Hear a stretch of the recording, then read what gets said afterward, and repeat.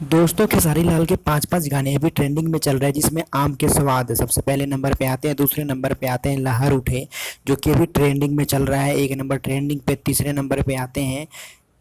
आपको हम बताते हैं कि खेसारी के पाँच पाँच गाने ट्रेंडिंग में तीसरे नंबर पे आते हैं। साथ ही होता जान के। दोस्तों इस गाने ने बहुत बड़ा रिकॉर्ड बना रखा है खेसारी लाल यादव जी का। और चौथा गाना है सेंटर पे रेंटर।